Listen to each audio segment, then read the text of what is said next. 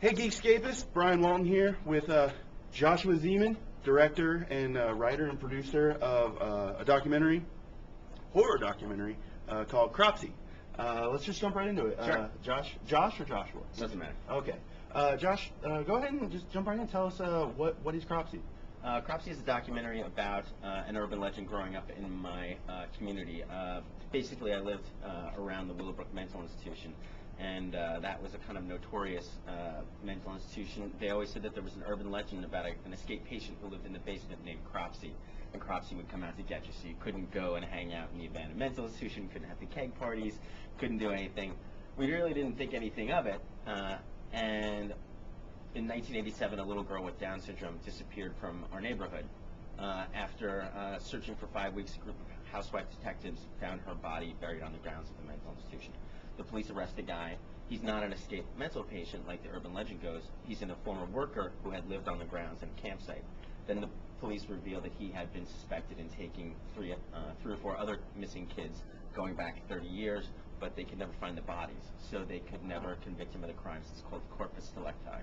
No body, no crimes. He's sent to jail. We kind of, as kids, teenagers, thought this was, just the craziest thing. Here's an urban legend that's actually real. And as adults, I met my co-director, Barbara Brancaccio. We didn't know each other growing up, but we immediately started talking about Cropsey. She lives a couple blocks away as well. Although we didn't know each other, we both knew the urban legend of Cropsey, and we both knew the story of Jennifer.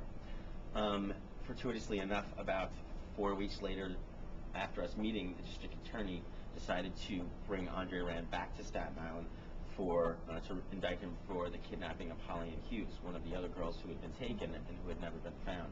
So we're like, okay, it's on. Let's go make this documentary. Let's find out what came first, the urban legend or the true story, and whether Andre Rand was really the boogeyman of our youth. Wow, that's that. You said the word perfectly, fortuitous. That's yeah. Now, a lot of great reviews coming out about this movie. Mm-hmm. Roger Ebert, Yeah. New York Times. New York Times. Yeah. Oh, yeah. Look at that. We've got the reviews right there. So pause, read them.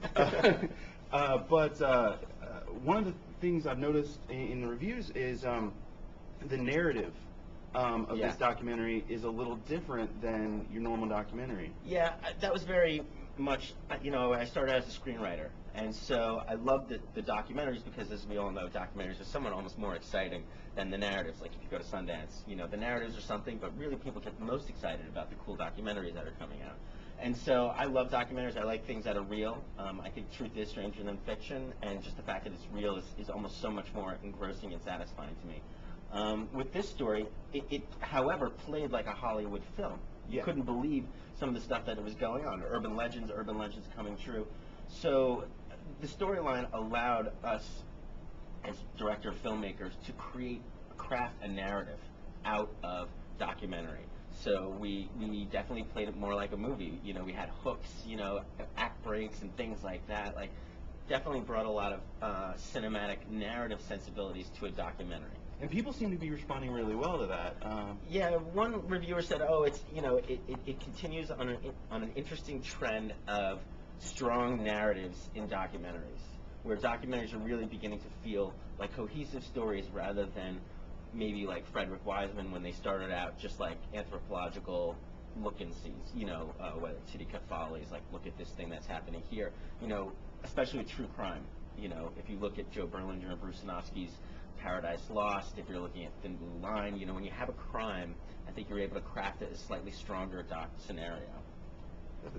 Now, one thing I wanted to talk about with you briefly is Geekscape website, you've really taken advantage of the web. I heard about the movie through Twitter. Yeah. And we saw a beautiful trailer. Mm-hmm. Wow, what a trailer! Yeah, we've gotten a lot of compliments on the trailer. It went up on Apple. There was a huge amount of views, and then it got picked as like one of the trailers of the week for a couple different Slash Film picked it as a trailer of the week. Yeah. Did you guys cut that, or did? Yeah. My editor, I was like, dude, can you just cut a trailer? He's like, yeah, no problem. And like suddenly, we still joke around that he's cut this trailer, and it really didn't take him that long, and everybody's just like, wow, what a trailer that is. Yeah, I mean that caught my attention, and you've really done a great job with capturing something that even Hollywood studios have a hard time with, and that's capturing some social media. Yeah, well, it's interesting because the social media works exactly with the storyline of the movie. It's about storytelling. It's about urban legends. How are urban legends, you know, in the way that we receive them as kids? How did we get them? We get them through like hanging out on a street corner with our friends and talking about them on a hot summer night. You know, when there's nothing left to do. You know, you'd be like, oh, hey, did you hear that story about that escaped mental patient in the facility that's, you know, down the road? So you're telling me if I go home, turn off my lights in my bathroom, and stare into my mirror and say Bloody Mary 3 times, I'm screwed. That's right. So the point is that storytelling in a very small sense, and a lot of social media is the same thing. Hey, check this out. You know, small, bite-sized, 140 character urban legends. You know, this movie's really hot. Go check it out. Or hey, do you see this? Is it real or is it not? Especially in that kind of, you know, we've been called the reverse Blair Witch. You know, it has that feeling, but it's all real, and that's a very specific construct.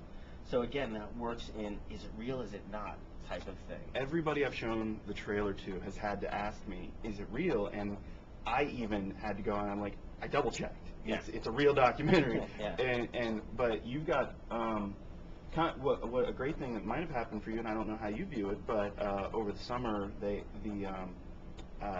what is the horror film that came out that was the handheld shaky cam? Paranormal Activity. Yes, Paranormal Activity came out, and people are still talking about that, and people are kind of looking for that kind of thing. Do you find that's making this more accessible?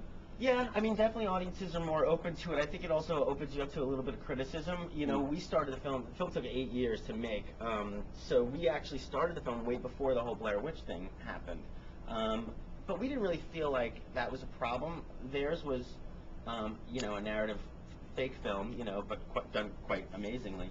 And ours was real. So we always said, well, that's just different. That's fake and ours is real. Ours is a doc, per se. So we were able to separate it enough out that we weren't that concerned about it. But it's interesting how it comes around to you know, back into the social stratosphere of like, is it real or is it not? That's got to be a nice payoff, though, because everybody else is like, oh, it's fake. Right, This one, it's exactly. like, oh, it's real. Right, exactly. Yes. There was one thing I remember. There was some Twitter, and it was the best Twitter. He's like, oh my God, please be real. You know, and you can tell like everybody's like, oh my, you know, like I don't want another fake disappointment. Please don't give me another fake disappointment. You know. Yeah, that's great. Now you have a history in film. You were a producer on Station Agent, Co-producer on Station Agent, and co-producer on Greg Araki's Mysterious Skin. So you've got that film history, and your co-director Barbara. She doesn't really. I mean, she worked in social work, government nonprofits. She ran a nonprofit at Rikers Island. So she had a somewhat of a you know, a history of dealing with both law enforcement and you know, governments and things like that, which was very important to navigate that world. But she was great. You know, it was really important for us to have that like girl boy thing walking in the woods. You know, that just kind of added to the whole storyline, whether it's the Scooby-Doo-ness of it or the whole thing. You know, if it was one person, I don't think it would have worked as well. The fact that it's two and you guys can play off each other is great.